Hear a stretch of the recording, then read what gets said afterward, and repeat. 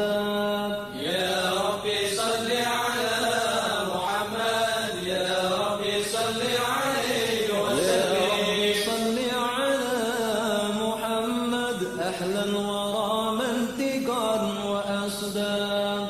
يا ربي صل على محمد يا ربي صل عليه وسلم. يا ربي صل على محمد أفضل من بالتقى تحقق. يا ربي صل على يا ربي صل عليه وسلم. يا ربي صل على محمد من بالسخاء والوفاء تخلق. يا ربي صل على محمد يا ربي صل عليه يا ربي وسلم. صل على محمد واجمع من الشمل ما تفرق. يا ربي صل على محمد صل على محمد واصلح وسهل ما قد تعوق. يا ربي صل على محمد يا ربي صل عليه يا وسلم. ربي صل على محمد وافتح من الخير كل مغلق. يا ربي صل على محمد يا ربي صل عليه يا وسلم. ربي صل على محمد وآله ومن بالنبي تعلق.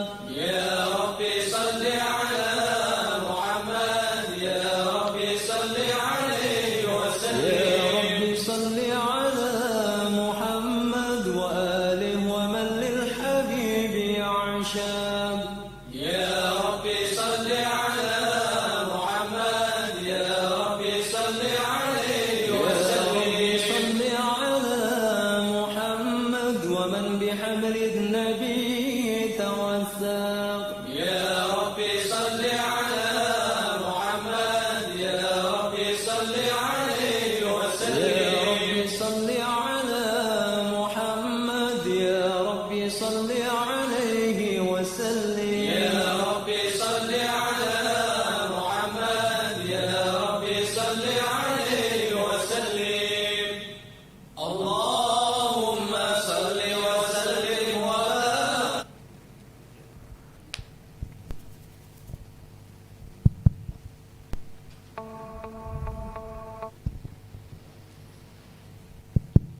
Bismillahirrahmanirrahim. Assalamualaikum warahmatullahi wabarakatuh. Alhamdulillahirrabbilalamin. Wassalatu wassalamu ala asrofil anbiya'i wal mursalin wa ala alihi subhanahu wa ta'ala yang telah mempertemukan kita di kajian rutin pekanan kali ini dalam keadaan sehat walafiat. Dan tak lupa salawat dan salam kepada junjungan kita Nabi besar Muhammad sallallahu alaihi wasallam. Seperti biasa kita buka kajian kita dengan bacaan basmalah bersama-sama. Bismillahirrahmanirrahim. Untuk awalan mungkin akan dipandu qasidah oleh Habib Salim. Fadhol. Bismillahirrahmanirrahim. Ya Rabbi bil Mustafa balligh maqasidana waghfir lana ma madha ya wasi'al karami. ربي بالمصطفى بلغ مقاصدنا واغفر لنا وسع الكرم آمن تذاكر جيران بذي سلام مزجت دمعا جرى من مقلة بدمي ربي بالمصطفى بلغ مقاصدنا واغفر لنا ما مضى يا واسع الكرم أم حبت ريه من تلقاء كاظمة وعومض البرق في الظلماء من إضمي بالمصطفى بلغ مقاصدنا واغفر لنا ما مضى يا واسع الكرم فما لعينيك إن قلت اقففا حمتا وما لقلبك إن قلت استفيق يا حمي ربي بالمصطفى بلغ مقاصدنا واغفر لنا ما مضى يا واسع الكرم أيحسب الصب أن الحب منكتم ما بين منسجم منه ومضطرم ربي بالمصطفى بلغ مقاصدنا واغفر لنا ما مضى يا واسع الكرم لولا الهوى لم تورق دمعا على طلال ولا عرقت لذكر الباني والعالم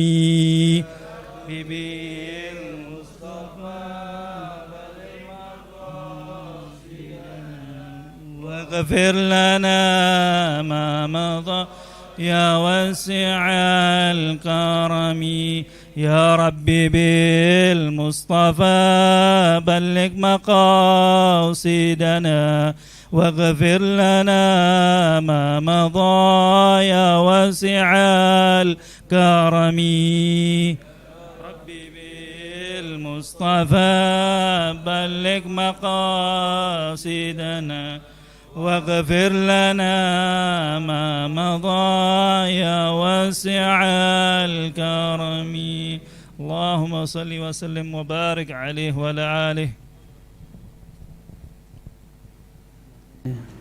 بسم الله الرحمن الرحيم. قال المؤلف رحمه الله تعالى وأدام النفع بعلومه وعلومكم في الدارين إلى أن قال رضي الله عنا وعنكم. Mana idzir raja' ya. Idzir raja'u munqati'un an taubatihi li dhannihi annahu minal muhsinin wa huwa ghafilun an qawlihi ta'ala ya ayyuhalladzina amanu lima taquluna ma la taf'alun. وهو ممن قال فيهم رسول الله صلى الله عليه وسلم أنا من غير الدجال أخوف عليكم من الدجال فقيل وما هو يا رسول الله فقال علماء السوء وهذا لأن الدجال غايته الإضلال ومثل هذا العالم وإن صرف الناس عن الدنيا بلسانه ومقاله فهو داع لهم إليها بأعماله وأحواله ولسان الحال أنطق من لسان المقال وطباع الناس إلى المساعدة في الأعمال أميل إليها من المتابعة في الأقوال. بسم الله الرحمن الرحيم.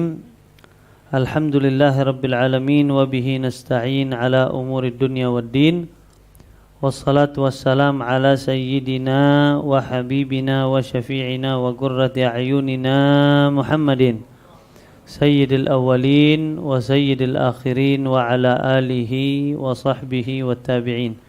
سبحانك لا علم لنا إلا ما علمتنا إنك أنت العليم الحكيم. رب اشرح لي صدري ويسر لي أمري واحلل عقدة من لساني يفقه قولي أما بعد.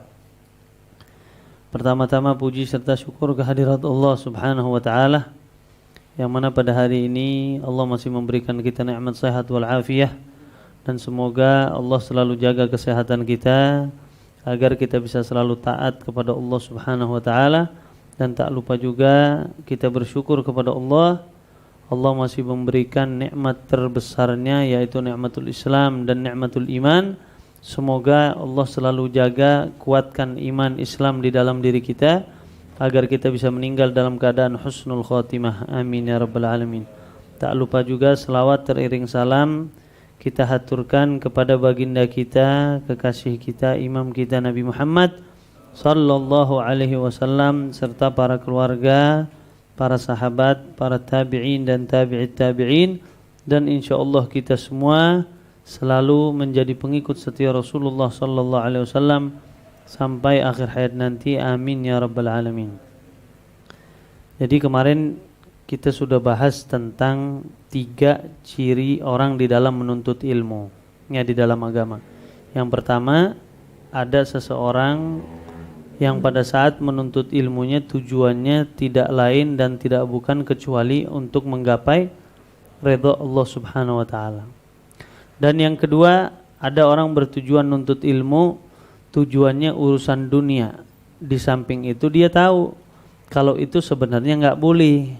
Nah, kalau memang sebelum dia meninggal dia sempat taubat, habis itu dia penuhi lagi perintah Allah Subhanahu wa taala dengan baik, maka insyaallah dia bisa meninggal dalam keadaan husnul khatimah. Dan yang ketiga, yang paling berbahaya, dia nuntut ilmunya karena urusan dunia, urusan kedudukan, urusan apapun, intinya urusan dunia. Di samping itu dia menganggap itu adalah benar. Dia menganggap, oh saya banyak murid, saya berharap dari mereka agar saya dapat harta banyak, dan dia menganggap itu semua benar. Nah, yang seperti ini kata Imam Ghazali apa? Idzir raja'u munqati'un an taubatih. Maka harapan untuk dia bertaubat itu munqati'un. Artinya munqati'un apa? Terputus, susah untuk taubat orang yang begitu. Kenapa? Karena udah ketipu sama dirinya. Ya, dia menganggap dirinya yang paling baik, dia menganggap dirinya yang paling hebat, padahal dia nuntut ilmunya semata-mata hanya urusan dunia waliyad billah. Ya, lidhannihi annahu minal muhsinin, karena dia menganggap diri dia adalah orang yang baik, daripada golongan yang baik. Wa huwa ghafilun an qaulihi ta'ala, padahal dia lalai dengan firman Allah Subhanahu wa taala, yang mana Allah firmankan di dalam surat As-Saff ayat 2, ya ayyuhalladzina amanu lima taquluna ma la taf'alun. Wahai orang-orang yang beriman, kenapa kalian mengatakan sesuatu tetapi kalian tidak mengerjakannya? Imam Romli bilang apa? Fa'alimun bi'ilmihi lam ya'malan mu'adzabun min qabli ubadil wathan. Orang yang hanya memiliki ilmu yang tinggi, yang banyak dia hafal Al-Quran, banyak dia hafal hadis Nabi Muhammad SAW, tetapi dia tidak ada tujuan untuk mengamalkan ilmu tersebut, semata-mata memiliki ilmu hanya untuk sombong-sombongan dengan yang lain, maka dia bakal disiksa Allah sebelum penyembah-penyembah berhala wal'iyad billah. Ya. Wa huwa mimman qala fihim Rasulullah sallallahu alaihi wasallam. Dan orang yang seperti itu yang mana Nabi sudah sampaikan. Apa kata Rasulullah sallallahu alaihi wasallam? Ana min ghairi dajjali akhwafu alaikum minad dajjal. Kata Nabi, saya sebenarnya ngomong depan sahabat-sahabat Nabi, nanti bakal ada dajjal ditakutkan, tapi saya bakal takut ada yang lebih ditakutkan daripada dajjal waliyad billah. Padahal dajjal itu gimana sifatnya? Sifat dajjal itu dia bakal datang kepada muslimin yang hatinya lemah, imannya lemah sama Allah Subhanahu wa taala.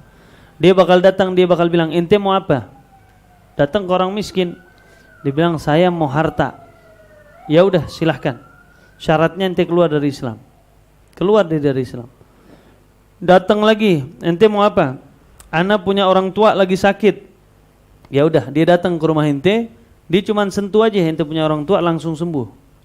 Bahkan ada orang tuanya yang udah meninggal, dia bilang hidupin anak punya orang tua tuh. Kuburannya mana? Tuh kuburannya.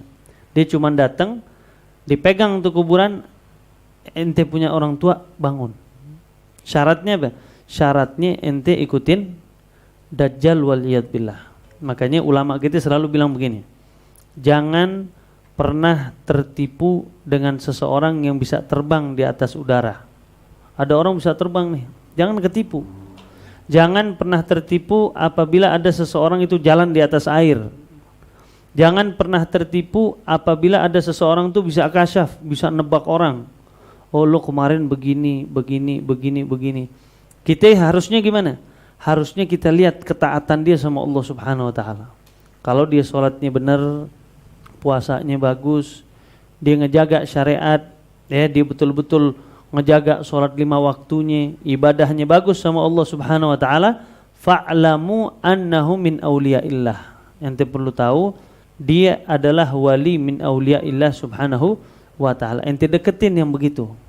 Tapi kalau ente lihat ada seseorang yang bisa seperti itu, dia bisa terbang, dia bisa jalan di atas air, dia bisa nyembuhin orang sakit, tapi dia nggak sholat, dia nggak ibadah, dia nggak pernah menjalankan norma-norma agama, maka ente nggak perlu deket sama dia. Kenapa? Karena tidak ada bedanya dia dengan para dukun yang lainnya, orang-orang kafir yang menyembah setan atau menyembah iblis, waliyadzubillah. Karena nggak ada bedain. Yang bedain apa? Yang bedain takwa sama Allah Subhanahu wa taala. Makanya ada namanya mukjizat. Mukjizat itu dikasih ke siapa? Kepada nabi-nabinya Allah Subhanahu wa taala atau kepada rasul-rasulnya Allah Subhanahu wa taala. Artinya sama. Arti mukjizat, arti keramat, arti istidraj artinya sama. Apa? Sesuatu yang di luar adat istiadat manusia. Oh, adat istiadat ente kalau mau jalan di atas air harus pakai apa? Harus pakai perahu. Ya, atau kemarin kita rafting tuh pakai apa tuh? Harus pakai itu. Kalau ente mau jalan kaki di atas itu bisa nggak? Akal nggak terima. Tetapi kalau Allah memberikan sesuatu kelebihan pada seseorang, bisa nggak jalan di atas air? Bisa. Ya. Nah makanya kalau kelebihan itu diberikan kepada para nabi dan rasul, namanya mukjizat. Ya. Kalau kelebihan tersebut diberikan bukan kepada para nabi, contohnya kepada Siti Maryam. Siti Maryam ibu daripada Nabi Isa alaihissalam. Nah ibu Nabi Isa punya suami nggak dia? Nggak punya suami. Toto hamil. Adat istiadat apa? Perempuan hamil itu harus ada lakinya. Ya udah, Nabi Isa berarti ibunya bisa hamil. Kenapa? Karena Allah mau. Berarti Siti Maryam dikasih kelebihan daripada perempuan-perempuan yang lain. Perempuan yang lain harus nikah dulu, dia baru hamil. Tapi Siti Maryam tanpa ada laki-laki, dia bisa hamil perempuan. Nabi bukan Siti Maryam? Bukan seorang nabi. Karena nabi tidak mungkin perempuan. Nah, ada kelebihan. Begitu juga pada saat dia kelaparan, dia lagi hamil, dia kelaparan, diminta sama Allah Subhanahu wa taala, "Ya Allah, saya mau makan, enggak ada makanan." Maka dibilang sama Allah Subhanahu wa taala, "Huzzi 'alaikin nakhlah." Itu di depan rumahmu ada pohon korma. Ente goyang tuh pohon korma. Secara ilmu akal, pohon korma itu sekuat-kuatnya ente goyang nggak bakal goyang itu, nggak mungkin buahnya jatuh gara-gara ente goyang, kecuali ente panjat, ente potong baru bisa kelepas. Sama seperti pohon kelapa. Ente pohon kelapa datang ente goyang nggak tuh? Jatuh nggak buahnya? Nggak bisa. Tapi Allah nyuruh Siti Maryam ente keluar, ente goyang aja. Nanti yang jatuhin saya, kata Allah Subhanahu wa taala. Akhirnya dia keluar, dia goyang, subhanallah itu korma jatuh, akhirnya dia bisa makan. Nah, itu namanya karomah. Jadi kalau kelebihan diberikan Allah Subhanahu wa taala kepada selain nabi-nabinya Allah, maka itu namanya karomah. Nah, tetapi ada kelebihan juga diberikan kepada orang biasa juga, bukan nabi, bukan rasul, orang kafir atau orang-orang yang fasik. Sholat kagak, ibadah kagak, tapi punya kelebihan. Orang kalau sakit datang ke dia bisa sembuh. Orang kalau barangnya hilang, ente datang ke dia dikasih tahu barangnya di mana. Ada nggak yang begitu? Ada. Atau yang biasa kita kenal kuhan atau dukun. Benar nggak? Dukun, kita kalau datang ke dukun, bisa nggak dia begitu-begitu? Bisa juga. Ternyata itu namanya istidraj. Jadi ada mukjizat, ada karomah, ada istidraj. Istidraj itu apa? Istidraj itu hanya Allah mau melihat, diuji terus sama Allah. Coba kekufuran ente mau sampai mana. Nah, makanya kita juga begitu. Pada saat kita mendapatkan kenikmatan dari Allah Subhanahu wa taala, yang luar biasa, kadang kerjaan kita nggak capek, tapi Allah kasih kenikmatan lebih. Nah, itu hati-hati, bisa jadi istidraj. Ente istighfar sama Allah Subhanahu wa taala, perbanyak mendekat Allah Subhanahu wa taala, insya Allah ente bakal diangkat martabat ente kepada Allah Subhanahu wa ta'ala. Intinya apa? Hati-hati, nanti di akhir zaman bakal timbul yang namanya Dajjal waliyadbillah. Ente mau apa aja dikasih, ya, mau apa aja, ente mau ini dikasih sama dia. Intinya ente jadi pengikut Dajjal waliyadbillah. Nah sekarang udah banyak anak-anak Dajjal atau cucu-cucu Dajjal udah berkeliaran di mana-mana. Ya, kita kadang banyak tertipu. Pada saat kita mau menginginkan sesuatu, kita lebih percaya kepada dukun daripada Allah Subhanahu wa ta'ala. Makanya jaga diri, jangan sampai kita percaya dengan urusan-urusan yang begitu. Ada orang bisa ngobatin, dia bisa begini, dia bisa begini. Silahkan kita datang ke dia selama dia taat kepada Allah Subhanahu wa ta'ala. Tapi kalau dianya nggak sholat, dianya nggak ibadah, dia nggak ngikuti perintah Allah Subhanahu wa ta'ala, maka jauhin dia. Nabi aja Muhammad sallallahu alaihi wasallam yang udah dijamin masuk surga, dosa-dosanya nggak ada, bersih Rasulullah sallallahu alaihi wasallam. Nabi masih sholat nggak? Nabi masih sholat. Nabi kakinya sampai bengkak ibadah sama Allah Subhanahu wa ta'ala. Nabi masih zakat, Nabi masih haji, Nabi masih mengerjakan norma-norma agama. Kenapa? Karena itu perintah Allah Subhanahu wa ta'ala. Tidak boleh kita tinggalkan dengan keadaan apapun kecuali dua hal. Salat boleh ditinggalin kapan? Hah? Sakit boleh ditinggalin salat? Nggak boleh. Terus kapan boleh? Mati. Pas ente udah mati, udah nggak usah capek-capek ente salat. Karena bakal ada orang yang nyolatin ente, nggak usah capek lagi. Mandi juga nggak usah mandi lagi udah. Ada nggak yang mandiin? Ada, ente dimandiin udah. Terima beres entinya.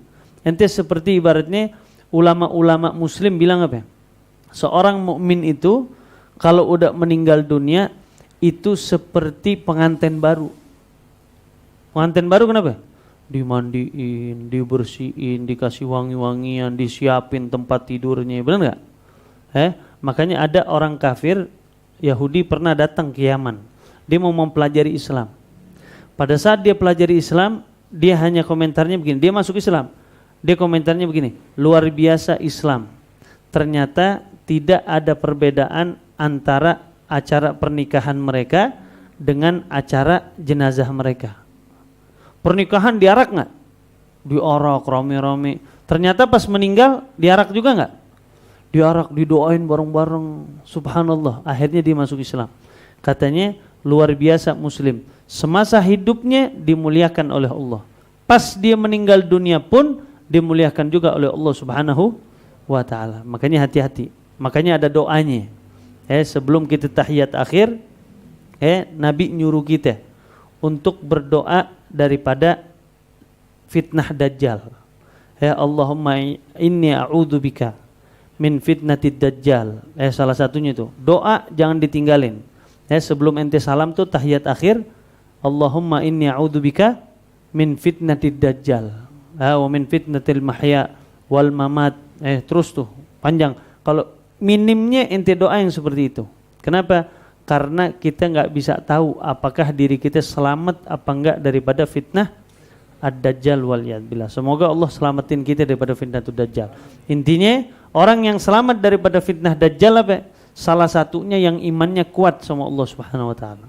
Selalu sandarin diri ente sama Allah Subhanahu wa ta'ala.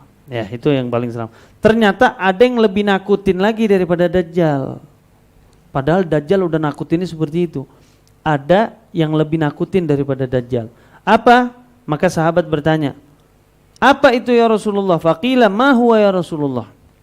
Faqala, maka Nabi Muhammad SAW mengatakan, ulama ussu, para ulama yang mana ulama mengajarkan kita kepada keburukan waliyadbillah. Makanya Imam Syafi'i selalu bilang begini, tafaggah gabla anta tara'as. Ente belajar dulu, ente harus ngerti dulu ilmu agama sebelum ente menjadi pemimpin di dalam satu daerah atau di satu tempat. Karena kalau ente balik, ente jadi pemimpin dulu baru belajar agama, bahaya. Bahayanya apa? Bahayanya ente sudah dikenal orang. Namanya kalau udah dikenal orang bakal ditanya ilmu agama nggak? Bakal ditanya, ente nggak punya ilmunya. Akhirnya jawabnya asal-asalan. Hukum ini gimana? Nggak boleh, kafir. Waduh, aneh tahu dulu abah aneh ngelakuin ini. Kok kafir? Oh berarti abah anak kafir. Karena yang ngomong ulama akhirnya percaya. Disesatkan dia waliyadbillah. Karena fitnah yang paling besar adalah fitnah di dalam agama. Yang ente perlu tahu, fitnah yang paling besar itu fitnah di dalam agama. Kalau fitnah maaf, ente nggak punya uang, itu masih urusan dunia. Ente nggak punya anak, itu masih urusan dunia. Ente nggak punya istri, itu masih urusan dunia. Ente nggak punya kerjaan, itu masih urusan dunia. Ente nggak punya apa misalnya mobil, itu masih urusan dunia. Tapi kalau ente punya fitnah di dalam agama ente, waliyadbillah, itu merupakan fitnah yang terbesar. Kenapa? Karena agama itu adalah agama yang ente bisa manfaatkan abadi selama-lamanya. Ente kalau sholatnya bagus, setelah ente meninggal, ente bisa manfaatin tuh sholat ente yang di dunia. Ente kalau puasanya bagus, ente bisa dapat manfaatnya setelah ente meninggal dunia. Ente kalau bakti sama orang tua, ente dapat manfaatnya selama-lamanya. Ente kalau begini, dapat manfaatnya selama-lamanya. Tapi kalau urusan dunia, makanya ulama bilang apa ya? Wadhi dunyah daniyah, hawadithuha kathirah, wa isyatuha hagirah, wa muddatuha qasir. Tafakkar fi fanaha, wa fi kathrat anaha, wa fi gillat ghinaha. Fatuba thumma tuba liman minha tahadar. Dunia ini hina. Dunia ini hanya sebatas umur aja. Ente umur 40 tahun, selesai ente punya dunia. Ente punya umur 70 tahun, selesai ente punya dunia. Ente punya umur 80 tahun, selesai ente punya dunia. Walaupun ente capek di dalam cari dunia. Jujur aja, anak nyari dunia dari umur 17 tahun sampai umur anak 80 tahun. Tiap hari pagi keluar pulang sore, pagi keluar pulang sore, pagi keluar pulang sore, pagi keluar pulang sore. Ujung-ujungnya ente bawa ke kuburan enggak? Enggak ada seperak pun. Bahkan ulama fikih mengatakan seandainya ada seseorang dikuburkan, pada saat dia dikuburin ada emas yang tertanam sama dia. Dia lupa cincinnya dia, cincin emasnya masih di tangan. Yang hidup tahu, oh ini orang tua anak pas meninggal di tangannya masih ada emas, ada cincin belum dilepas. Maka yang hidup wajib menggali lagi itu kuburan. Karena nggak boleh ada satu harta yang masuk ke kuburan. Ya, jadi Islam tuh ngajarin kita apa? Ngajarin dunia itu walaupun ente capek cari, tetap itu tidak ente bawa kemana-mana. Cuman sebatas umur. Umur ente 80, 70, 60, selesai ente punya dunia. Tapi yang ente bawa apa? Ternyata agama ente yang ente bawa. Amal ente sama Allah Subhanahu wa taala. Ente berbuat baik sesama. Oh, ente suka ngebantu orang. Makanya sebuah syair bilang apa? Waladatka ummuka yabna Adam bakian wan nasu haulaka yadhakuna surura. Fahfadh li nafsika in takunu idza bakau fi yaumi mautika dhahikan masrura. Pada Adam, oleh ibumu engkau dalam keadaan menangis. Benar enggak? Ada enggak anak lahir ketawa? Kok. Enggak ada, semuanya nangis dari kita. Tetapi di sekeliling kita pada senang, pada bahagia. Ibu kita senang enggak kita lahir? Abah kita senang enggak? Saudara-saudara kita senang enggak? Paman kita pada tante-tante kita senang enggak? Bahagia, dikasih mabruk, Masya Allah selamat, ente lahir, senangnya luar biasa, didoain kita, kitanya nangis. Maka jaga ente punya diri wahai anak cucu Adam. Usahakan pada saat ente meninggal dunia, keadaan tersebut ente meninggal dunia, entenya senang di kuburan. Yang hidup, yang ente tinggalin, mereka merasa sedih karena ketinggalan sama akhlak yang mulia yang ada di dalam diri ente. Makanya Nabi Muhammad SAW pada saat meninggal dunia, semua sahabat tuh sedihnya luar biasa.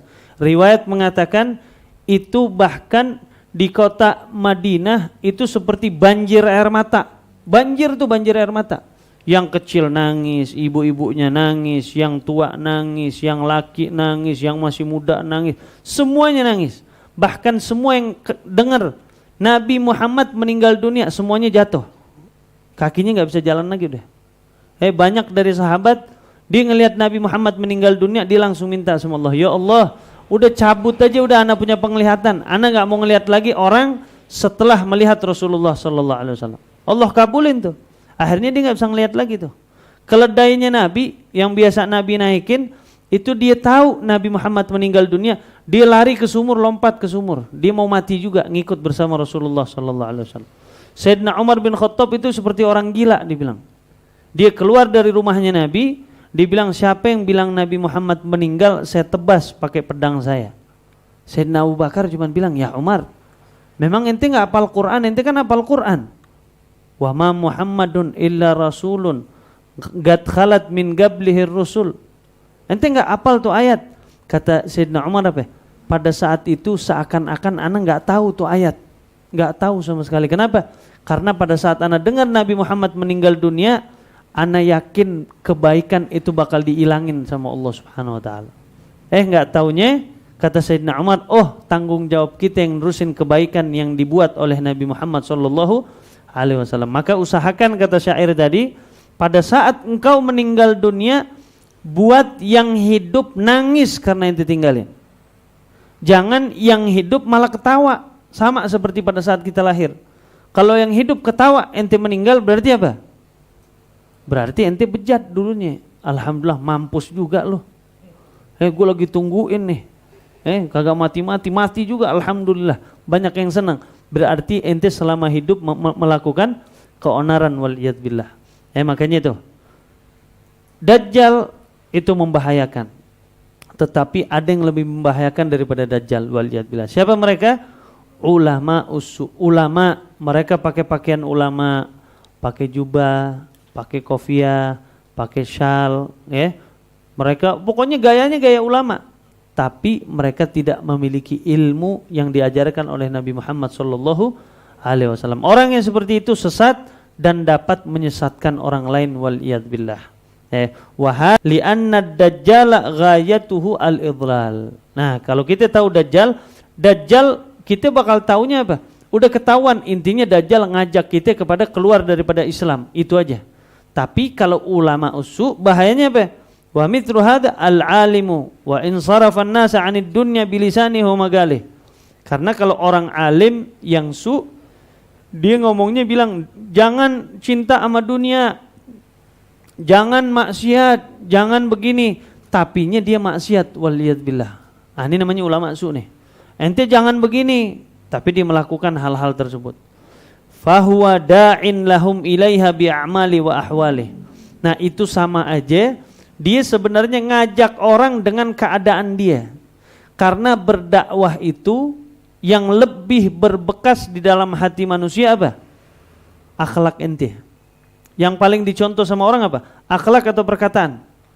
Akhlak. Makanya dulu Syekh Abdul Qadir Jailani, ulama yang luar biasa. Akhlaknya indah. Ini Syekh Abdul Qadir Jailani kalau ke ceramah nih, dia baru berdiri aja nih. Assalamualaikum warahmatullahi wabarakatuh. Itu yang hadir semuanya nangis. Dia baru salam aja. Dia baru salam. Assalamualaikum. Semuanya nangis. Kok bisa? Sedangkan anaknya luar biasa. Bahasa Arabnya bagus, hafalan Qur'annya banyak, hafalan hadisnya banyak. Sama abahnya pernah disuruh, nak sekarang kau ceramah. Ceramah hampir 1 jam, tidak ada satu orang nangis, nggak ada. Diduduk, dia nanya, bah, kok giran abah berdiri baru salam aja pada nangis. Jam baca ayat Quran, baca hadis, baca kisah sahabat, kok nggak ada yang nangis? Ada apa nih? Ternyata abahnya bilang apa? Lisanul hal afsahu min lisanil maqal. Adab itu lebih menusuk kepada hati seseorang daripada perkataan-perkataan yang tanpa amal. Makanya kita kalau buka sejarah, Nabi Muhammad SAW ternyata banyak mengislamkan orang dengan akhlaknya. Tetangganya yang Yahudi yang setiap hari buang sampah ke rumahnya, Nabi nggak ceramahin dia, tapi apa? Nabi cuma ambil sampahnya, dibuang ke tempatnya. Hari kedua begitu juga. Bahkan ada di kota Madinah, ada fi Zugagal Madinah, di ujung jalan di kota Madinah, di Huk kalau bahasa kita. Di Huk Madinah ada orang Yahudi buta. Ini setiap hari nih orang Yahudi buta, setiap orang yang lewat dipegang tangannya. Sini, lu hati-hati. Kalau ada nanti anak muda yang namanya Muhammad, jangan ente percaya sama dia. dia begini, dia kafir, dia begini, dia penyair, dia tukang sihir, ente bisa disihir sama dia. Pokoknya kalau ada pemuda yang ngakunya nabi, namanya Muhammad bin Abdullah, jangan ente percaya. Orang kedua lewat begitu. Pokoknya kerjaan dia setiap pagi begitu. Dia bangun, dia duduk di situ. Ada yang lewat ibaratnya sama kopi wali nih. Kopi solihin. Disembari ngopi, yang lewat dipegang tangannya. Nih nasihat. Apa nasihatnya? Pokoknya idza ra'aita rajulan ismu Muhammad fala tusaddiqhu. Hati-hati. Kalau ente ketemu dengan satu pemuda yang namanya Muhammad, jangan lo percaya tuh orang. Subhanallah, suatu hari yang lewat Rasulullah sallallahu alaihi wasallam. Yang lewat Rasulullah sama sahabat-sahabat dipegang tangannya. Sini loh. Bilang kenapa? Nanti ente kalau ketemu suatu hari dengan anak muda yang namanya Muhammad, ente jangan percaya sama dia. Padahal yang dipegang siapa tuh? Rasulullah sallallahu alaihi wasallam. Mungkin kalau kita langsung aja kita keplak kali ya. Bapak ini udah tua, udah bawa tanah loh. Enggak, tapi Rasulullah akhlak yang dipakai sama Nabi Muhammad sallallahu alaihi wasallam. Kata Nabi Muhammad, Nabi memutus perkataan tuh orang. Pak, Bapak udah makan belum? Dibilang belum, dari tadi pagi saya nih nasi uduk belum sampai-sampai. Berarti gitu, nasi uduk belum sampai. Gorengan belum ada. Katanya tunggu Pak, saya ambilin makanan. Sahabat-sahabat di situ udah pada jengkel, pada marah. Sayyidina Umar tahu sendiri, pedang langsung dikeluarin. Kata Rasulullah, jangan ya Umar, biarin. Diambilin makanan, ternyata bukan dikasih aja. Karena dia buta, disuapin sama Nabi Muhammad SAW. Maka orang tadi, nih Yahudi apa? Dibilang, Masya Allah, ente nih baik banget. Tangan ente wangi. Rasulullah tuh tangannya wangi. Gak pakai minyak wangi, tapi wangi Rasulullah SAW. Dia nanya, ente dari mana? Oh, aneh dari sini, tetangga ente juga. Oh ya udah, besok gitu lagi. Dibikin ini Yahudi lupa sama caci maki Nabi Muhammad SAW. Tiap ketemu yang biasanya dipegang, oh ente orang kemarin nih. Nih ada makanan Abah, silahkan makan. Disuapin. Sampai Nabi Muhammad meninggal dunia tanpa diajak dakwah sama Nabi. Nabi gak ngomong, lo masuk Islam, ini enggak. Tapi pakai akhlak. Subhanallah, Nabi meninggal dunia. Lewat lagi. Sayyidina Abu Bakar As-Siddiq sebagai khalifah Rasulullah SAW nanya kepada Siti Aisyah, ya Aisyah, kira-kira amalan Nabi apalagi yang belum ana kerjain? Oh ya Abu Bakar, ayahnya, ente datang tuh ke ujung jalan, tuh ada orang Yahudi yang suka caci maki Nabi. Ente datang ke situ, kasih makan. Nabi setiap hari tuh nyuapin dia. Oh ya udah, diambil makanan Sayyidina Abu Bakar Siddiq. Datang ke tuh Yahudi, disuapin sama tangan Sayyidina Abu Bakar Siddiq. Pas disuapin, ini Yahudi nanya, ini kok tangannya beda nih? Karena riwayat bilang apa? Kalau ada daging-daging yang keras, sama Nabi dilembekin dulu. Dilembekin, dikasih ke tuh Yahudi, disuapin. Kenapa? Karena tahu nih orang tua, namanya giginya orang tua, riwayat bilang apa? Takutnya pas makan daging yang keras, giginya ikut masuk. Giginya ikut masuk. Sama Nabi dilembekin dulu, lihat Rasulullah SAW. Oh gitu, ya udah. Ditanya, man anta, siapa lo? Panggil orang yang biasa nyuapin gua aja tuh. Tangannya harum, Masya Allah luar biasa. Dibilang yang nyuapin antum sudah meninggal dunia. Dia nangis tuh Yahudi, Masya Allah itu luar biasa tuh orang baik, gini. Dibilang ente nih siapa? Dibilang anak Abu Bakar As-Siddiq. Apa? Ente temannya Muhammad? Dibilang iya, saya temannya Muhammad. Ente tahu nggak yang selama ente nyuapin ente siapa? Yang nyuapin ente itu Rasulullah sallallahu alaihi wasallam. Itu Yahudi langsung menangis dan mengatakan apa? Asyhadu an la ilaha illallah wa asyhadu anna Muhammadan Rasulullah. Dia masuk Islam cuman gara-gara apa? Gara-gara akhlak, gak ngomong. Nah, kita sebagai umatnya, umat Nabi Muhammad sallallahu alaihi wasallam, sudah berapa banyak orang yang muslim dia keluar dari Islam gara-gara adab kita. Gara-gara cara kita dibenci sama Islam. Oh, anak gak mau masuk masjid ini. Kenapa? Gara-gara akhlak kita gak bagus. Gara-gara adab kita gak bagus. Padahal Nabi Muhammad SAW datang untuk apa? Untuk rahmatan lil alamin. Rahmat artinya apa? Pembawa keberkahan buat semua, bukan buat Islam aja. Jadi Nabi Muhammad SAW diutus ke muka bumi, ngasih keberkahan bukan orang Islam aja. Ternyata orang-orang kafir pun mendapat keberkahan dari Rasulullah SAW. Jadi ulama usuk siapa? Ulama yang hanya dapat memecah belahkan antara satu muslim dengan muslim yang lain. Oh ini muslim yang harusnya jadi satu, ente pecah belah. Oh lu jangan masuk masjid ini kunut. Atau jangan masuk masjid ini nggak baca kunut. Jangan masuk masjid ini tahlilan. Jangan masuk masjid ini maaf celananya pakainya sebetis. Jangan dipisah-pisahin. Seakan-akan Islam itu beda. Islam yang satu dengan Islam yang lain. Padahal Nabi udah bilang. Apa kata Nabi Muhammad? Al-muslim akhul muslim. La yadhlimuhu wa la yudhalimuh. Muslim yang satu adalah saudara muslim yang satu. Jangan kau dolimi dan jangan juga engkau terdolimi. Jadi nggak boleh kita ada muslim syahadat, sholat 5 waktu, puasa di bulan suci Ramadan, dia haji, dia umrah, ente sakitin dia, ente sakitin Nabi Muhammad SAW. Nabi bilang, man ada dhimmiyan fagat adani. Siapa orang yang nyakitin kafir dhimmi, orang kafir, tapi kafir yang dhimmi, ada perjanjian antara dia dan kita, damai-damai aja, dia nggak menghina kita, dia nggak merangin kita. Siapa orang yang nyakitin orang kafir dhimmi, jelas-jelas kafir, maka itu nyakitin Nabi, apalagi muslim sendiri yang ente sakitin. Ya, jadi di samping ente nyakitin Nabi, Allah juga bakal tersakiti waliyad billah. Al muslim akhul muslim, la yadhlimuhu wa la yudhalimuh. Kamathalul muslim fi tawadduhim kal jasadil wahid au kal bunyan yashuddu ba'dhum ba'dhan. Nabi bilang begini, tangannya diginiin. Muslim yang satu dengan muslim yang satu seperti bangunan yang kokoh yang saling membutuhkan satu dengan yang lain. Atau kal jasadil wahid, seperti jasad yang satu. Ente sakit cantengan di mana biasanya? Jempol kaki, jorok tuh biasanya. Jempol kaki cantengan. Ente nggak bisa tidur, aturan apa? Aturan ente kalau yang sakit kaki tidur mah tidur, kan yang tidur mata bukan jempol. Kok bisa begitu? Karena ente satu jasad. Ente sakit gigi, ente nggak bisa tidur, satu badan ente sakit. Begitu juga muslim dengan muslim yang lain. Satu tersakiti, ente harus tersakiti juga. Satu senang, ente juga senang. Jangan yang lain dapat rezeki, ente yang kepanasan. Wah ini rezekinya nyolong kali ini, apa ini. Nah muslim bukan tuh. Nah ini dipertanyain nih berarti keislamannya. Nah jadi muslim tuh begitu. Yang ditakutkan daripada Nabi, daripada Dajjal adalah ulama usu. Gimana kerja ulama usu? Pecah belah umat.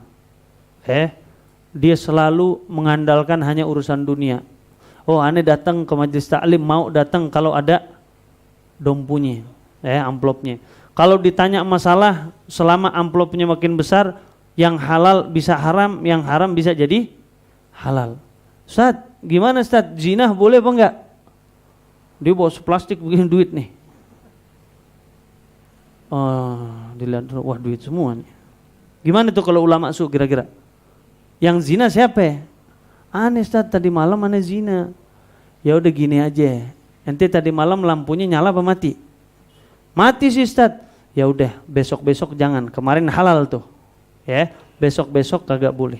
Itu namanya apa? Itu namanya ulama usu' waliyadzubillah. Yang halal dibilang haram, yang haram dibilang halal. Ditanya, Ustaz poligami boleh nggak? Boleh nggak? Biar Ustaz tanyanya mau Ustaz Ismail aja tuh. Jadi begitu. Jadi ulama usu, hati-hati dengan ulama-ulama usu. Bukan berarti ente akhirnya cap ulama, oh nih ulama su nih, jangan sembarangan juga. Akhirnya kita apa? Oh ini dapat pelajaran nih, hari ada namanya ulama usu. Ada ulama misalnya pas datang ke tempat ente undang, nggak taunya dia misalnya nakerin uang, ada kan begitu tuh. Ya udah ana mau datang tapi ana minta misalnya 5 juta. Oh ini benar Habib Ahmad nih ulama su itu berarti jangan, nggak ada. Nggak ada, ente nggak boleh seperti itu. Ente nggak bisa menilai siapapun, tapi ente jaga diri ente daripada ulama-ulama yang membawa ente kepada keburukan waliyadbillah. Tuh Islam hebatnya di situ. Kita selalu dijaga, pokoknya begini gak boleh, begini gak boleh. Sama seperti ente masuk ke sekolahan, muslim tuh begitu. Nih, ini sekolahan nih, satu kotak. Pintu gerbangnya di sini. Ente suruh masuk. Kalau udah masuk sini, ya udah ikutin aturan-aturan sekolah. Ada batasan, ente nggak boleh lewat sini. Kalau ente lewat sini berarti ente kufur waliyadbillah. Oh, ada batasan sebelumnya, ada garis. Kalau ente lewat sini bakal dihukum. Nah, itu semua di Islam tuh seperti itu. Maka kita bersyukur sama Allah Subhanahu wa taala, Nabi memperjuangkan kita gimana caranya Islam ini masuk sampai zaman sekarang. Nabi tuh pikirin tuh, gimana caranya pokoknya semua orang tuh bakal kenal sama Islam. Pernah Nabi pulang dari peperangan, jenggotnya penuh sama tanah, lesu mukanya, bajunya robek-robek. Siti Fatimah nangis ngeliat Rasulullah SAW. Dia datang abahnya, disambut, dipeluk abahnya sembari nangis. Dibilang, ya wahai ayahku, kenapa engkau kok capek banget sampai begini? Engkau nih seorang nabi, dosamu diampunin yang udah lalu dan yang akan datang. Apa kata Nabi Muhammad SAW? Ya Fatimah, tidak ada harapan apapun kecuali saya berharap kepada Allah Subhanahu wa taala, tidak ada satu desa, tidak ada satu kota, tidak ada satu negeri, tidak ada satu kampung kecuali mereka mengenal Rasulullah SAW. Dan alhamdulillah detik ini semua tempat pasti kenal kepada Islam, pasti kenal kepada Nabi Muhammad SAW. Maka kita bersyukur kita punya seorang Nabi seperti Nabi Muhammad SAW. Fahuwa da'in lahum ilaiha bi'amali wa ahwali wa lisanul hal antaqu min lisanil maqal. Dan yang ente perlu ketahui, lisanul hal, lisan akhlak. Nah di sini itu namanya kias, dikiaskan. Lisanul hal yaitu keadaan seseorang itu lebih fasih, antaqu lebih fasih daripada lisan yang biasanya. Ente cuma ngomong, sholat jangan tinggal. Beda dengan ente langsung sholat depan tuh orang. Misalnya ada teman ente jarang sholat, ente depan dia aja, Allahu Akbar pertama, kedua Allahu Akbar, hari ketiga ente begitu juga. Lama-lama malu nggak deh? Dibilang, wah gue sholat deh besok. Beda kalanya dengan ente bilang, ente sholat jangan tinggal. Lo kok kagak sholat sih? Gue ntar deh sholat nih. Kira-kira bakal didengerin gak? Gak bakal didengerin. Paling dibilang apa? Lo urusin dulu diri lo, baru ente suruh anak sholat. Tapi kalau ente contohkan dia di dalam kebaikan, maka ente bakal diikutin. Begitu juga ente ngedidik anak di rumah. Lihat Nabi Muhammad SAW. Dulu pas ngedidik Ibnu Abbas, Abdullah bin Abbas, dia masih kecil, dia bilang, saya dididik sama Nabi sholat gimana? Nabi nggak bangunin saya, dibilang Ibn Abbas, lo bangun sholat ibadah, masih kecil saya. Saya ingatnya apa? Nabi bangun, sengaja tuh Nabi ngencengin suaranya pas lagi baca. Sampai apa? Sampai saya bangun, oh saya lihat Nabi sholat. Akhirnya saya berdiri di kirinya Nabi. Di kirinya Nabi. Ente kalau mau jadi makmum di kiri apa di kanan? Di kanan. Ini di kiri, saya dijewer sama Nabi, dipegang doang, dipindahin ke sini. Nah, Siti Aisyah juga bilang begitu. Nabi kalau tahajudnya di mana? Tahajudnya di kamar. Kamar kita sempit, kata Siti Aisyah. Itu Nabi kalau lagi sujud, kaki gue diginiin. Diginiin nih. Apa itu bahasanya tuh? Di toel-toel, sengaja tuh. Kata Siti Aisyah, apa tujuannya? Tujuannya bangun Aisyah, lo sholat juga. Lihat nih, gue lagi sholat. Nah begitu juga kita ngedidik istri kita. Kita pengen istri kita ahli ibadah, suaminya sholat jarang. Bisa gak jadi istri ahli ibadah? Gak mungkin. Kita pengen anak kita rajin ngajinya, ente cuman sibuk ngaji di luar, di rumah ente gak pernah ngaji. Di rumah ente gak pernah buka Quran.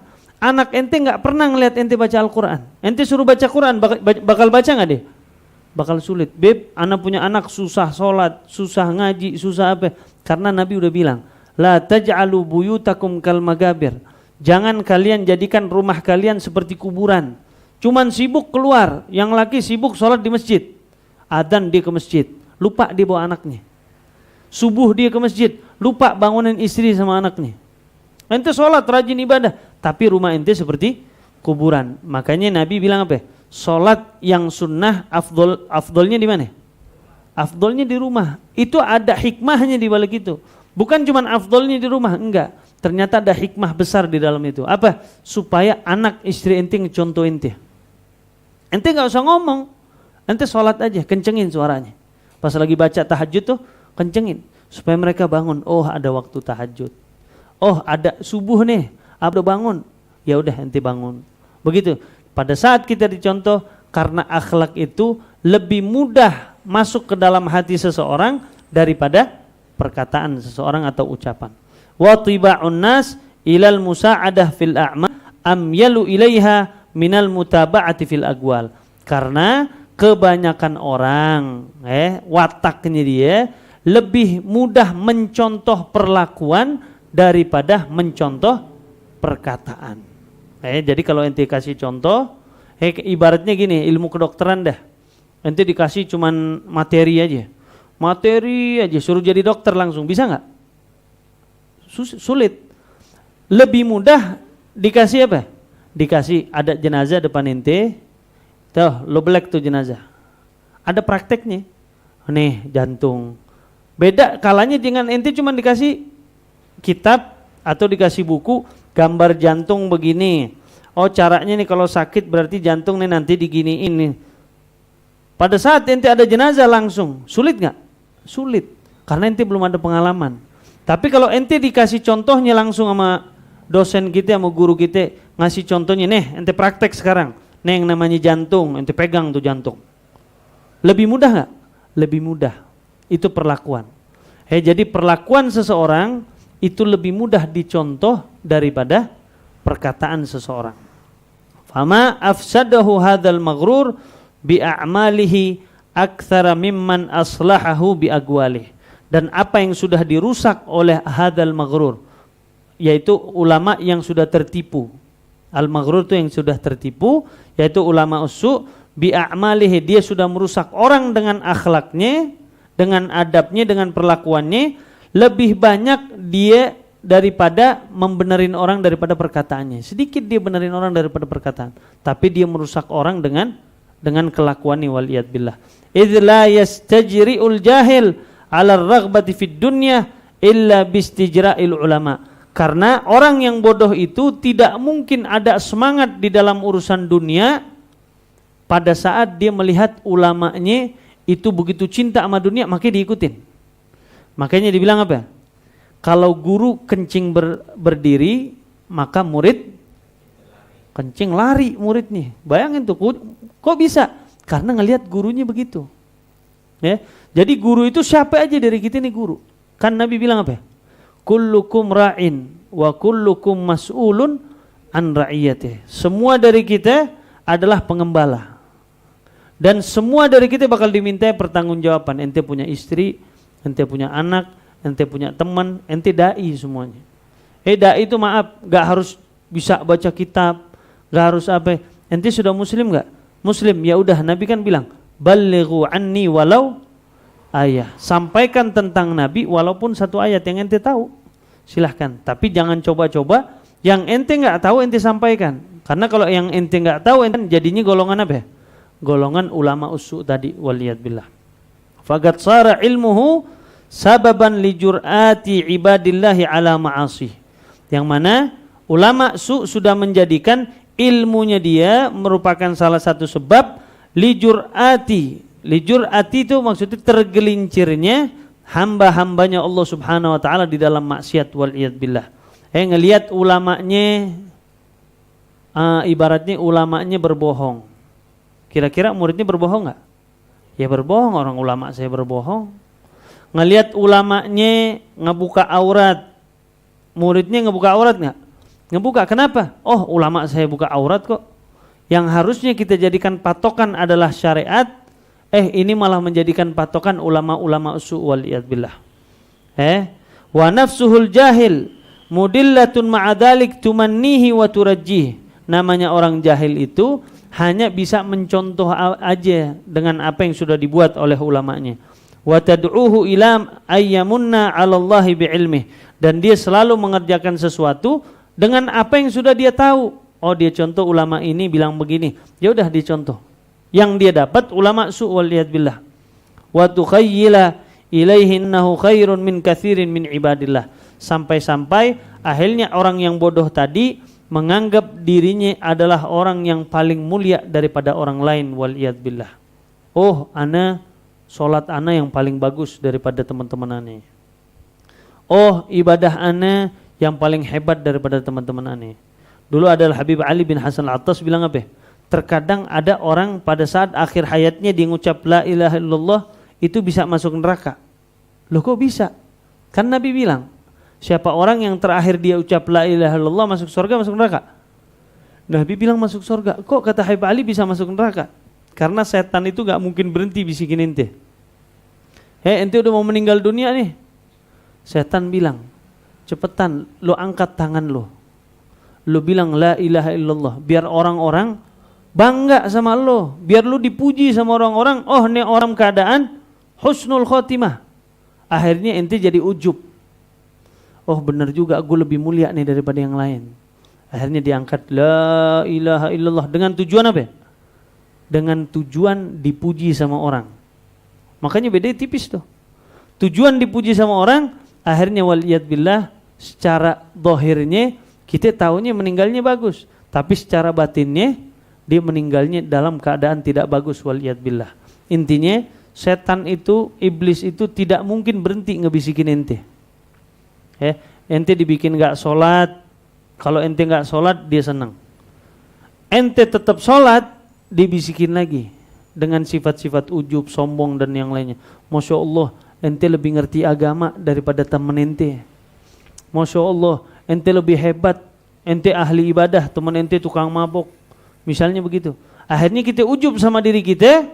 Waliyad billah, Islam hal itu pun tidak disenangi di dalam Islam. Maka semoga Allah jaga kita semua, jadikan amalan kita betul-betul karena Allah Subhanahu wa taala.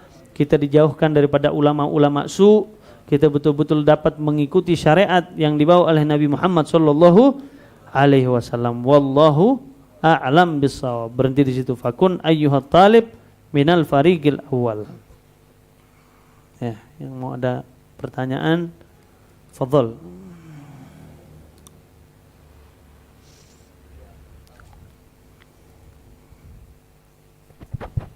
Ya alhamdulillah, jazakallah khair katsir buat Habib Ahmad.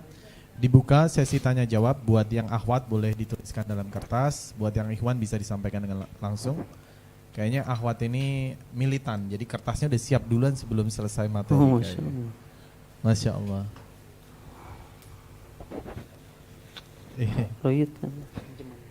Boleh dari Pak Asep, silakan disampaikan Pak. Assalamualaikum warahmatullahi wabarakatuh. Pertanyaan saya gini, Habib, terkait di awal tadi ada mukjizat, ada karomah, ada isti'raj. Saya ada pertanyaan yang ngeganjel, ini udah lama, tapi sampai sekarang emang belum dapat jawabannya. Terkait karomah, kelebihan yang diberikan Allah kepada aulia atau orang-orang soleh yang terdahulu ya. Seperti kalau ngelihat sejarah atau cerita-cerita bagaimana para wali atau para guru-guru kita, pengajar-pengajar di pesantren itu kan, pendek kata tuh nggak polos ya. Kadang-kadang ada, termasuk ini ceritanya bukan orang lain. Kakek buyut saya itu kan ya punya pesantren lah di Ciamis. Kalau ngobatin orang itu pakai pisau, cuma diusap sembuh gitu. Itu cerita dari turun temurun lah, turun temurun dari ibu, dari nenek gitu, bahwa buyut itu seperti itu. Itu kan sekian puluh, mungkin udah ada 100 tahunan yang lalu gitu. Nah, beberapa tahun terakhir itu satu-satu si pisau itu datang sendiri ke adik saya, bukan ke saya, ke adik saya. Nah, ketika adik saya bangun tidur tiba-tiba ada di bawah bantal. Ketika mau ngeluarin motor tiba-tiba ada di bawah motor. Itu ada batu, ada pisau, terus ada kemarin terakhir ada koin gitu. Dan hal tidak mungkin gitu, tiba-tiba ada di dalam gerasi gitu ya. Nah, termasuk lagi nyuci mobil tiba-tiba ada batu, seret, ternyata batu permata gitu. Nah, setelah ditanya-tanya telusur-telusur di grup keluarga, oh itu punya kakek kamu, punya.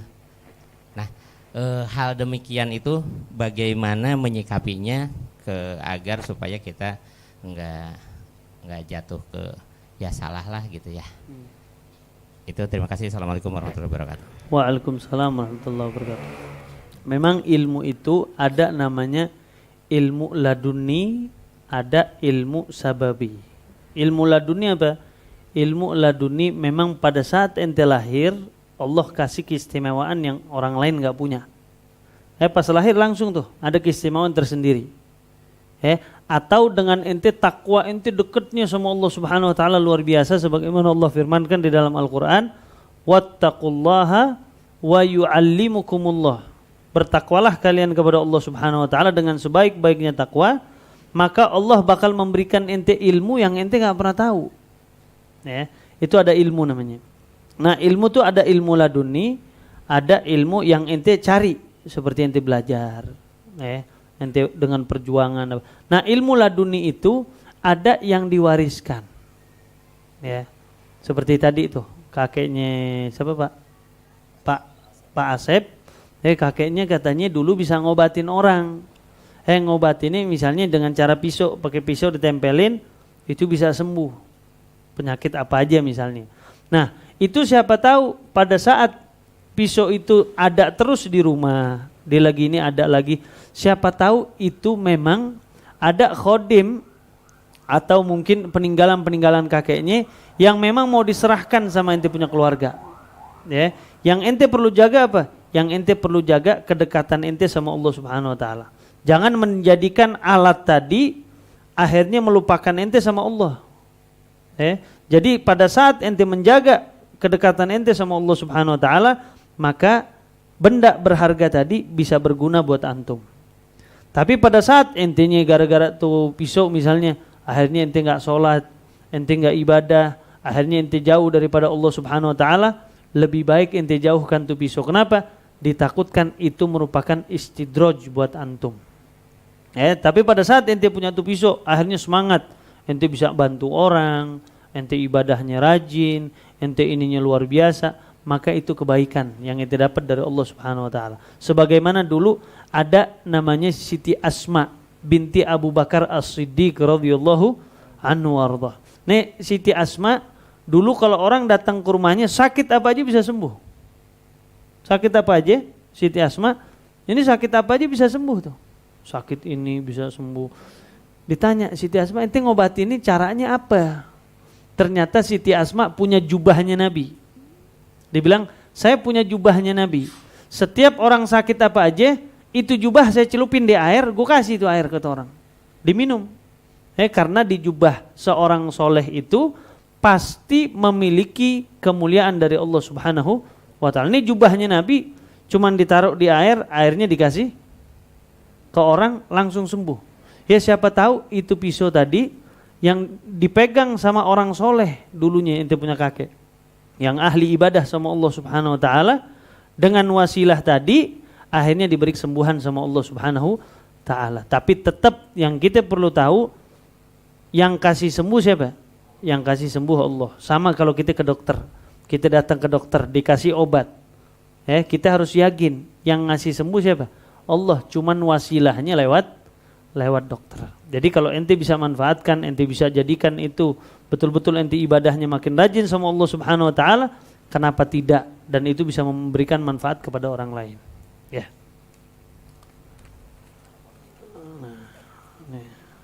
Assalamualaikum, Afwan mau tanya, apakah ada bekal khusus untuk mempersiapkan atau menyambut ajal selain ilmu dan amal, atau apa saja yang harus disiapkan? Apa yang harus disiapkan Nabi udah bilang. Apa kata Rasulullah sallallahu alaihi wasallam? Yamutul mar'u ala ma 'asha alaih. Ente biasakan diri ente dengan kebiasaan yang baik. Kenapa? Karena kalau ente biasakan diri ente dengan kebiasaan yang baik, maka ente bakal meninggal tergantung kebiasaan ente. Ya, di samping ente jadi belajar, di samping ente mengamalkan ilmu, ya udah ente bikin kebiasaan yang baik di dalam diri ente. Misalnya seperti Imam Syafi'i apa? Dia punya kebiasaan kalau setiap malam dia ada waktu-waktu tertentu yang dia buat khusus dia sama Allah Subhanahu wa taala. Ya, ada satu waktu dia cuma duduk aja setiap malam. Dia duduk, dia cuma introspeksi diri. Dia kayak ngobrol sama Allah, dia duduk. Ya Allah, hari ini nih anak buat dosa begini. Dia istighfar sama Allah Subhanahu wa taala. Apa? Pokoknya dia buat keadaan dia, diri dia ada sesuatu kebiasaan yang mana kebiasaan itu adalah positif di dalam agama. Nah, kebiasaannya bagus saja. Atau kebiasaannya misalnya apa? Baca Quran. baca Quran. Dulu di Surabaya ada namanya Habib Muhammad bin Hussein Al-Idrus atau Habib Neon panggilannya. Nah, Habib Neon kebiasaannya apa? Dibilang setiap malam dia ngaji sebelum tidur. Pokoknya ngaji aja. Ngaji. Akhirnya meninggalnya gimana? Meninggalnya di atas Al-Quran. Meninggal dia di atas Al-Quran. Makanya Nabi bilang apa?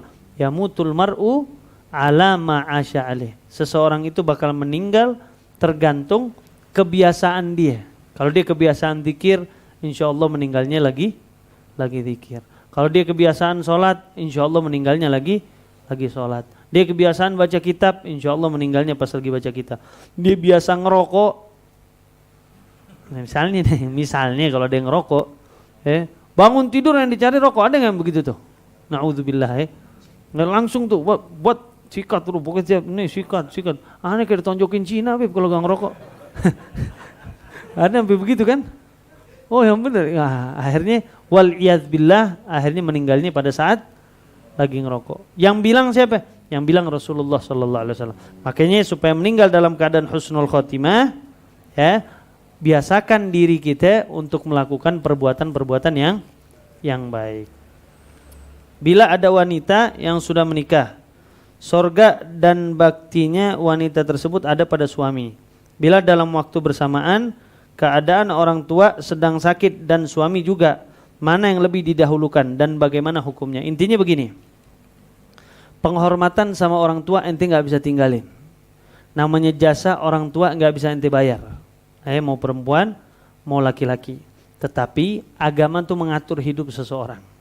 Pada saat wanita tuh menikah, diatur sama agama, ente dahulukan suami daripada orang tua ente tanpa ente mengurangi kehormatan ente kepada suami, kepada orang tua. Silahkan ente hormatin suami, tapi juga bukan berarti ente boleh lalaikan orang tua, enggak. Nah, silahkan namanya suami, kira-kira kalau suaminya insya Allah suaminya baik-baik, ngomong aja, saya mau ke orang tua saya ini lagi sakit, insya Allah bakal diizinin. Adapun misalnya kalau nggak diizinin, baru timbul nih pertanyaan, loh gimana? Suami sakit, orang tua sakit, mana yang saya dahulukan? Dua-duanya kalau ente bisa dahuluin. Suami ente urusin, habis itu ente datang ke orang tua ente. Tapi enggak, saya enggak diizinin sama suami saya keluar dari rumah. Gimana? Ya udah, taat kepada suami, memberikan kesembuhan kepada orang tua. Lihat sahabat Nabi Muhammad SAW. Ada satu sahabat mau ikut perang bersama Nabi. Dia bilang, ya Rasulullah, saya mau perang. Ya udah, dia jalan. Dia bilang sama istrinya, jangan engkau keluar dari rumah sebelum dapat izin. Zaman dulu belum ada handphone. Mungkin kalau lagi perang ditelepon, wah bini gua nih takut tuh. Biasanya ngangkatnya takut. Namanya kalau udah bini kan orang takut aja. Kadang ditanya nih, bener perang apa kagak nih? Video call. Lagi megang pedang gini. Dulu mungkin gak ada handphone, ya kan? Gak ada handphone. Akhirnya nih istri gak bisa izin. Orang tuanya sakit keras orang tuanya. Didatengin, keluar tuh orang tuamu sakit. Dibilang saya belum dapat izin dari suami. Tapi ini cewek-cewek dulu ini, cewek dulu. Sekarang ada cewek begitu? Nggak ada, ditinggalin, laki gue nyari lagi ntar gampang. Dia nggak tahu padahal redhonya Allah ada di redho suaminya. Makanya orang-orang dulu kalau anak perempuannya pulang ke rumahnya, dia udah nikah nih anak perempuannya. Ditanya, lo kenapa pulang? Ribut sama laki saya, balik lagi. Jangan balik ke sini lagi. Jangan nyentuh rumah orang tua sebelum ente dapat dari redho ente punya suami. Ini orang dulu. Kalau sekarang, pokoknya begitu. Nah, ini sahabat, dia lagi perang, istrinya orang tuanya sakit. Dia gak keluar dari rumah. Datengin lagi hari berikutnya, ayahmu udah mau meninggal dunia. Dia tetap gak keluar dari rumah. Sampai benar-benar meninggal dunia, dia tetap gak keluar rumah. Cukup saya mendoakan aja di rumah. Suaminya pulang di dalam peperangan. Setelah pulang, dikasih kabar. Nah, suaminya bilang, kenapa lu gak keluar? Oh, saya gak dapat izin. Dia datang ke Nabi Muhammad SAW ceritain, ya Rasulullah, saya punya istri begini. Nah, malaikat Jibril turun, kabarin dia ya Muhammad, orang tuanya diampuni dosanya oleh Allah Subhanahu Wa Taala, bahkan dijamin masuk surga gara-gara memiliki anak yang bakti kepada suaminya. Makanya kalau ada orang tua yang sakit, suami sakit, kalau bisa dua-duanya. Tapi kalau memang ente dilarang sama suami untuk keluar, ya udah ente pakai cara itu. Insya Allah Allah kasih kesembuhan buat orang tua ente gara-gara ente taat sama suami ente. Kenapa sih kok Islam membuat seperti itu Habib? Hikmahnya apa? Kok kita harus lebih taat sama suami daripada sama orang tua pada saat berbenturan? Suami bilang begini, orang tua begini, utamain suami. Kenapa? Karena Islam itu mau rumah tangga itu nggak retak. Namanya pernikahan, Islam maunya apa? Orang kalau menikah selamanya. Tapi kalau Islam maunya misalnya tetap lo turut sama orang tua. Namanya orang tua kasih sayangnya kan lebih. Ngelihat anaknya misalnya nggak makan 3 hari, lakinya kagak kerja, lagi nggak ada duit. Namanya orang tua bakal bilang apa? Ya udah lo pulang aja deh ke sini, lo minta cerai aja, benar nggak? Namanya orang tua kesian. Akhirnya syariat nggak mau seperti itu. Maunya apa? Rumah tangga itu tetap terjaga rukun. Ente tetap jaga, ente punya kehormatan suami, ente sabarin karena ente sudah berjanji sama Allah Subhanahu wa taala pertama akad, ente sudah setuju, ya udah namanya kehidupan ada namanya capek, ada namanya senang, ada namanya juga bahagia. Jadi begitu. Pada saat berbenturan seperti itu. Tapi kalau pada saat ente bisa ente jalanin dua-duanya, dapat redok juga dari suami, jalanin dua-duanya, jangan dibuat alasan. Ya. Terus pertanyaan ketiga, pada akhir zaman nanti apakah yang di dunia akan menjadi pengikut Dajjal atau bisa menghindarinya? Apakah ada amalan khusus agar terhindar dari Dajjal dan bagaimana caranya agar bisa istiqomah mengamalkannya? Amalan khususnya doa tadi. Ya, Allahumma inni a'udzubika min fitnatid Dajjal. Doa tuh. Jangan pernah tinggalin tuh doa.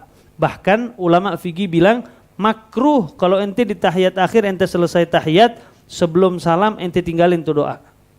Makruh tuh hukumnya. Baca tuh doa jangan tinggal. Yang pertama. Yang kedua, tingkatin selalu iman ente sama Allah Subhanahu wa taala. Salat 5 waktu jangan pernah tinggal. Apapun keadaan ente. Mau ente lagi ketiduran, bangun langsung ente qodho.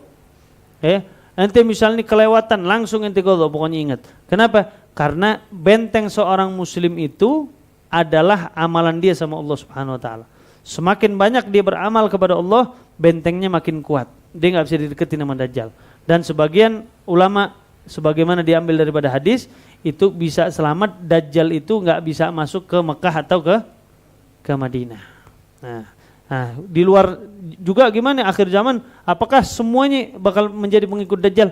Enggak semuanya. Tapi kebanyakan dunia bakal menjadi pengikut Dajjal waliyadzubillah. Makanya dibilang makhluk yang paling berbahaya atau makhluk yang paling buruk adalah makhluk yang hidup di akhir zaman. Yang udah ada Dajjal, yang udah ada apa. Kenapa? Karena takutnya iman-iman yang lemah. Sekarang aja ente ibaratnya percaya sama dukun-dukun. Lebih percaya dukun sama wali. Ada orang soleh, ibadahnya bagus, ente lebih gak percaya sama dia, lebih percaya sama dukun, apalagi Dajjal ntar keluar. Makanya ulama bilang apa? Seandainya Nabi Muhammad tuh ada di hadapan ente sekarang, Nabi bilang, yuk besok kita perang. Kira-kira ngikut semua enggak? Belum tentu. Kenapa? Karena yang ikut Nabi perang itu yang punya imannya kuat. Bukan yang punya gengsinya kuat, enggak. Atau yang egonya kuat, atau yang imannya kagak ada. Oh, imannya masih lemah. Enggak. Makanya lihat sahabat Nabi Muhammad SAW. Sahabat Nabi cuman begini, depan dia ada musuh. Dia lagi siap di barisan Nabi. Dia megang korma nih. Dia bilang, ya Rasulullah, misalnya saya nih sekarang saya tancap tuh ke musuh. Saya maju nih sendirian. Kalau bahasa Betawinya, saya selonin nih sendirian nih, maju. Habis itu saya mati di situ. Saya maju sendirian. Saya mati, masuk surga enggak ya Rasulullah? Dibilang masuk, ente bakal masuk surga. Ya udah, Nabi lagi ngobrol, belum mulai nih peperangan. Ini dia masih megang korma, beberapa korma. Ini dia langsung naik ke kudanya, disentak kudanya, diterobos sendirian, dia maju. Dia maju sendirian tuh. Itu belum sampai ke musuh udah dilemparin anak panah apa. Nabi bilang, siapa tuh yang tadi nanya ya Rasulullah? Habis itu dia meninggal di dalam peperangan, dia langsung gugur. Kata Nabi, wajabat lahul jannah. Dia masuk surga tuh, sesuai dengan apa yang dia mau. Jadi orang yang berhasil itu Orang yang bisa selamat daripada fitnah Dajjal adalah orang yang memiliki keimanan yang tinggi di mata Allah Subhanahu wa taala. Makanya sering-sering menyandarkan diri kepada Allah Subhanahu wa taala dan jangan lupa melakukan doa-doa yang disampaikan sama ulama. Assalamualaikum. Maaf saat kita mencoba mencontohkan kebaikan lewat sikap atau tindakan sering terbesit sedikit rasa sombong dalam diri. Bagaimana caranya menjauhkan atau menghindarkan rasa sombong ini saat melakukan ibadah? Itu sebenarnya bukan sombong tapi ujub, ya lebih tepatnya. Kita kalau amal kayaknya ujub, ya merasa kita lebih bagus daripada yang lain, merasa lebih hebat daripada yang lain. Gimana? Gimana caranya? Ya udah, selalu ente perbanyak istighfar sama Allah Subhanahu wa taala. Nabi ngajarin kita, dalam satu hari berapa kali Nabi istighfar? 70 kali. Bahkan lebih daripada 70 kali. Ya udah, perbanyak istighfar dan ente ajak ngomong diri ente. Ulama-ulama dulu pada saat dia mau beramal ada riyaknya, atau ada sifat ujubnya, ama dia seperti diwujudin, diludahin sama dia, atau dimuntahin. Dulu ada Habib Soleh Al-Attas, begitu.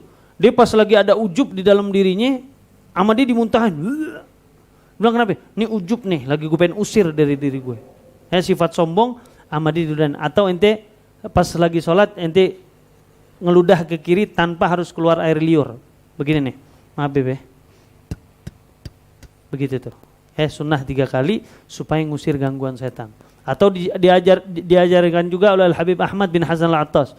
Nanti pada saat datang seperti hal-hal seperti itu, mau sombong atau mau ujub, angkat kepala ente bilang, ya Allah, karena gangguan setan itu dari depan, belakang, kanan, kiri, bawah, atas enggak. Maka ente sebut nama Allah, insya Allah rasa ujub, rasa sombong itu bakal dihilangkan sama Allah Subhanahu wa ta'ala. Deh. Oh, ada lagi nih. Apa nih? Menurut dari perkataan Habib bahwa seluruh umat Nabi wajib menjalankan sholat sampai akhir hayat. Pertanyaannya, bagaimana jika ada seorang sesepuh kita yang sudah tidak bisa apa-apa selain makan? Kita sebagai anak cucunya apa yang bisa kita perbuat untuk mengganti amalan sholat yang sudah ditinggalkan oleh sesepuh yang sedang sakit? Pertanyaan live streaming, berarti dari Australia nih. Jadi begini, intinya begini, sholat itu hukumnya wajib selama akal tuh ada.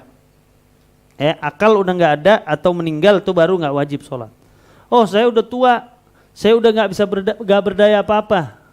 Cuman bisanya ibaratnya melekin mata aja gini. Tetap wajib nggak sholatnya? Wajib. Ente nggak bisa sholat berdiri, ente sholat duduk. Ente nggak bisa duduk, ente sholat tiduran. Ente nggak bisa tiduran, ente sebisanya. Anda bisa gerakin jari aja. Ya udah, Allahu Akbar. Bismillahirrahmanirrahim. Alhamdulillahirabbil alamin arrahmanirrahim maliki yaumiddin. Allahu Akbar. Anda nggak bisa ngucap, bisanya hati aja. Ya udah, pakai hati. Ente nggak bisa bergerak apapun, hati ente bisa. Tugas anak cuman bisikin orang tua, Pak jangan lupa sholat, ambilin air, wuduin orang tuanya. Wuduin, dia udah gak bisa bergerak, wuduin. Insya Allah ente punya orang tua sholat. Nah misalnya kita tahu orang tua kita ninggalin sholat setelah dia meninggal, kira-kira ada gak fidyah misalnya yang kita keluarkan buat mereka? Secara muktamad di mazhab Syafi'i, fidyah itu tidak boleh kalau sholat, gak digantikan dengan fidyah. Tapi Imam Subuki di dalam kitab Fathul Mu'in, beliau mengatakan saya amalkan kepada kerabat-kerabat terdekat saya. Jadi kalau ada kerabatnya yang meninggal, pas sholat yang ditinggalkan sama dia, maka dikeluarkan satu sholat, satu mud. Kira-kira 3,5 liter dikeluarin beras. Makanya dipakai sama orang-orang Betawi gitu ya. Kalau ada yang meninggal, biasanya ada beras kan tuh, beras dibagi-bagi. Nah itu dibilang fidyah buat si mayit. Walaupun secara muktamad itu dibilang fidyah sholat itu tidak ada. Tapi Imam Subuki mengamalkan kepada kerabat-kerabat terdekatnya. Nah ente kalau punya rezeki lebih, ente tahu orang tua ente meninggal dunia, oh mungkin siapa tahu orang tua anak ninggalin sholat, ya udah tutup aja dengan ente fidyah, itu juga sedekah. Walaupun itu nggak menutupi sholat, jadinya sedekah, pahalanya buat ya. Ya, alhamdulillah. Satu lagi, Beb, pertanyaan. Kita pernah diajarkan juga kalau lagi suntuk atau lagi ini, jadi melihat langit sambil ngomong Allah, Allah, Allah gitu. Mungkin bisa ceritain hikmahnya di balik itu. Nah, itu memang disebutin sama Habib Ahmad bin Hasan Al-Attas. Di dalam kitab ada namanya Tadhkirun Nas. Nah, Tadhkirun Nas. Nah, Habib Ahmad bilang apa? Ente kalau punya suntuk, punya kegundahan, punya keraguan-raguan, ente diganggu sama setan kayak tadi tuh, dikasih sifat sombong, ujub, ente dibikin ragu, dibikin hati ente kagak enak, benci aja sama orang, angkat ente lihat ke atas, ente ucap Allah Allah, karena dengan ente mengucap Allah, ente bakal dapat pertolongan dari Allah Subhanahu wa taala. Seperti tadi yang mana Al-Qur'an bilang setan itu datang dari segala penjuru kecuali dari atas. Maka pintu satu-satunya ente minta pertolongan pada saat itu, karena di kanan kiri depan belakang ente udah ada setan semua nih. Bahaya. Caranya gimana? Ente sebut nama Allah Subhanahu wa taala, karena yang bisa nolong ente daripada gangguan-gangguan tersebut adalah Allah Subhanahu wa taala. Mungkin satu penanya lagi, Ikhwan. Ya, fadhal. Dikeraskan suaranya, dibantu. Waalaikumsalam warahmatullahi wabarakatuh.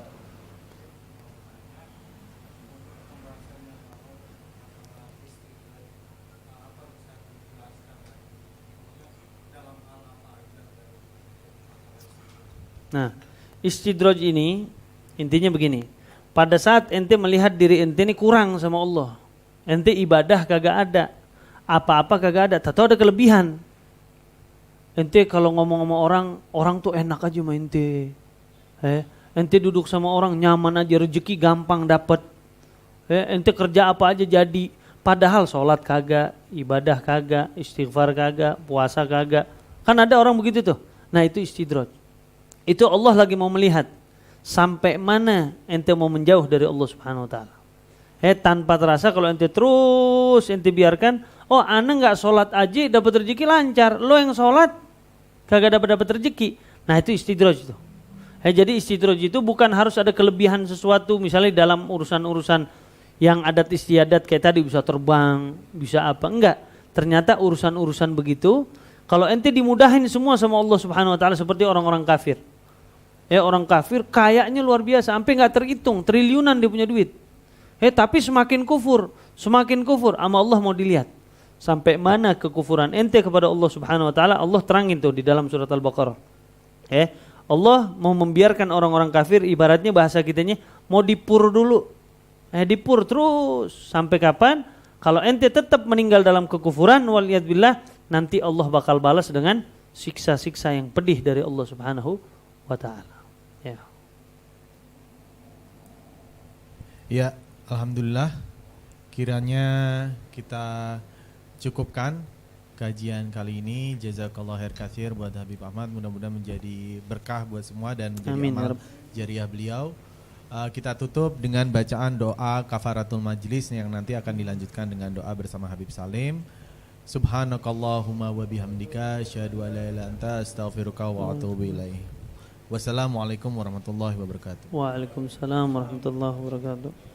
يا ربنا اعترفنا بأننا اقترفنا وأننا أشرفنا على لظى أشرفنا فاكتب علينا توبة تغسل كل حوبة واستر لنا العورات وآمن الروعات واغفر لوالدينا ربي ومولودينا والأهل والإخوان وسائر الخلان وكل ذي محبة أو جيرة أو صحبة والمسلم آمين ربي فاسمع فضلا وجودا منا لا باقتسام